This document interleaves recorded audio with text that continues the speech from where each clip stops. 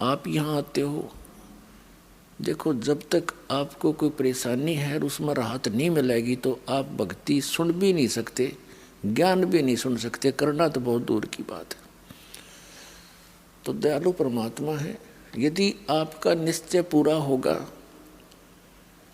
पूरे विश्वास के साथ परमात्मा में आप लगन लगाओगे, ये जाप मंत्र जो बताए जाते हैं ये करोगे, तो ये तो मामूली सी बात है उस मालिक के लिए, ये तो कुछ भी नहीं जो डिमांड आप लेकर आते हो। फिर यहाँ ज्ञान कराया जाएगा आपको।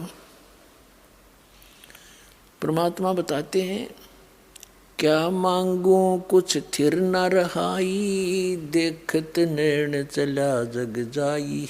1,00,000 पूत 1,25,00,000 नाती, उस रावण के दीवान बाती। आवत संग ना जात संगाती, क्या भया दर बांधे आथी।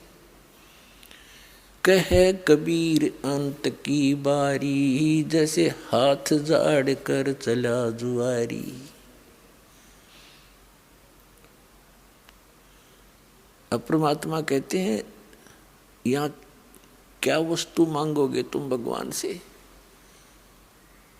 और कोई भी टिकाऊ नहीं।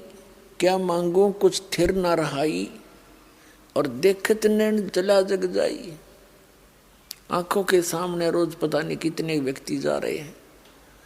1,00,000 पूत 1,25,00,000 नाती। रावण के 1,00,000 पुत्र थे, और वो भी सर्वनाश को प्राप्त हुए, सारे मर गए युद्ध में। और फिर उस रावण के घर में कोई दीपक जलाने वाला शेष नहीं बचा। तो क्या मांगा यहाँ पर। एक व्यक्ति, हम सत्संग कर रहे थे गांव में, उनका कोई रिलेटिव आ गया, वो छोटे से बच्चे को साथ लिए हुए था।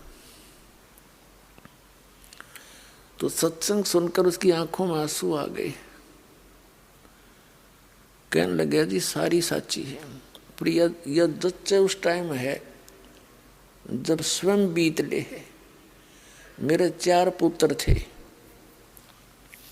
और चारों का विवाह हो गया 2 या 3 वर्ष के अंदर अंदर, और कुछ एक आधा व्यवसाय कर रहा था, 1-2 नौकरी कर रहा था। संतान अभी तक हुई नहीं थी, चारों की मृत्यु होगी 1 साल के अंदर अंदर। 2 तो इकट्ठे एक्सीडेंट में मारे गए, और 2 बीमार होकर, एक को सर्प डस गया, खेत में सोया था कोठे पे ट्यूबवेल पे, और एक बीमार होकर मर गया। वो पत्नियां भी गई उसकी, उनकी। छोटे से बालक ने ले रहा, ने बोला 2 गोद ले रखा, इस पर टाइम पास करूंगा। बताओ यहाँ कोई जीवन है। पर हमें कोई विकल्प नहीं पता था, और अब ये विकल्प आपको पता लग गया, इसका अल्टरनेट मिल गया। और अब भी कोई यहीं इसी गंदे लोक में व्यवस्थित रहना चाहता है, तो फिर वो परमात्मा का प्यारा नहीं है, उसको भगवान की चाह नहीं है।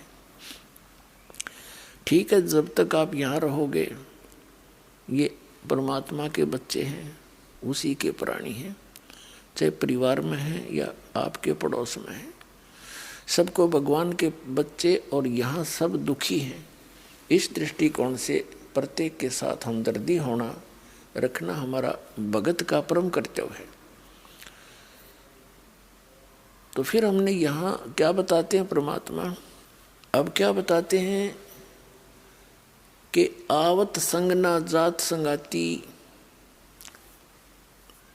जब हम आए तब हमारे साथ कोई नहीं था, अकेले माँ के पेट में 9 महीने दुख पाए, और जाएंगे जब हमारे साथ कोई नहीं जाएगा। तो हम किस वस्तु को और किस व्यक्ति विशेष को अपना मानने बैठे हैं, तो यह भूल मिटानी पड़ेगी।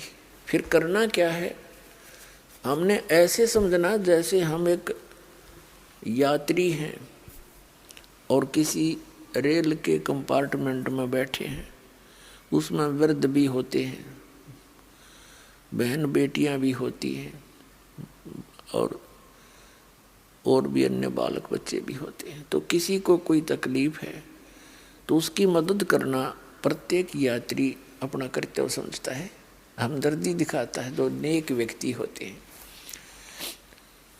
और फिर जिसका जहाँ जहाँ भी स्टेशन आता जाता है वहीं उतरते चले जाते हैं। फिर उसके बाद उनसे कोई लिंक नहीं, उनका कोई उसकी याद भी नहीं।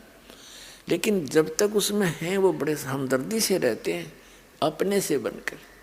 तो हमने ये समझकर इस संसार में रहना है। जो भी आपका परिवार है, ये आप एक कंपार्टमेंट में, एक डिब्बे में बैठे हैं, और जिसका जब समय आ जाएगा वहीं उतर जाएगा वो। तो इसके लिए आपको ज्ञान की आवश्यकता है और साथ में इस भक्ति भजन की आवश्यकता है। फिर आपके अंदर ये ज्ञान समावेगा जो दास आपको बता रहा है। अन्यथा ये ज्ञान हमने 100 बार सुन लिया, काना पे टाल दे, जाकर फिर वही एज इट इज ही हमारी व्यवस्था बनी रहती है। तो इस ज्ञान से और इस भगवान की भक्ति से आत्मा में दृढ़ता आती है।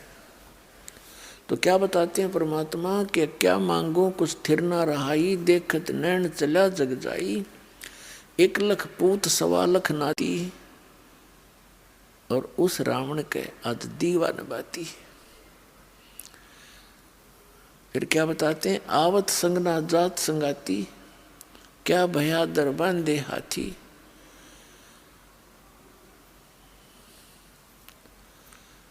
अंत समय जैसे कहे कबीर अंत की बारी, जब तेरा शरीर छूटेगा, और जैसे हाथ झाड़ के और चला जुआरी, हारा हुआ जुआरी यानी जुआ खेलने वाला सट्टेबाज, जब हार के चलता है, सारा सब कुछ लुटा के हाथ झाड़ के चला कर, कहते हैं यह स्थिति तेरी होगी।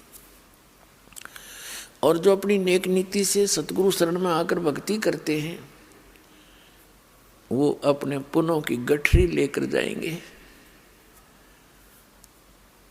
तो क्या बताते हैं परमात्मा, परमात्मा प्राप्ति के लिए अर्थात सतलोक जाने के लिए, जन्म और मृत्यु का रोग कटाने के लिए हमें सबसे पहले गुरु की आवश्यकता होती है।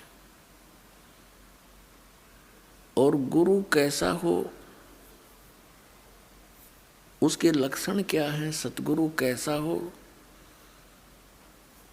तो वो गुरु वो होता है, कहते हैं सतगुरु के लक्षण कहूं, मधुरे बैन विनोद, 4 वेद 6 शास्त्र वो कहे 18 बोध।